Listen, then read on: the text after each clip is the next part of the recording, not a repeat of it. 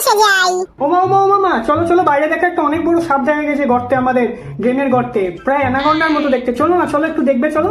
আরে আরে আরে আরে না না না না না, আমার দেখার কোনো দরকার নেই, কোনো দরকার নেই আমার দেখার। আরে রাতের বেলা ওদের নামই নিতে নেই, তুই নাম নিচ্ছিস কেন ওরকম?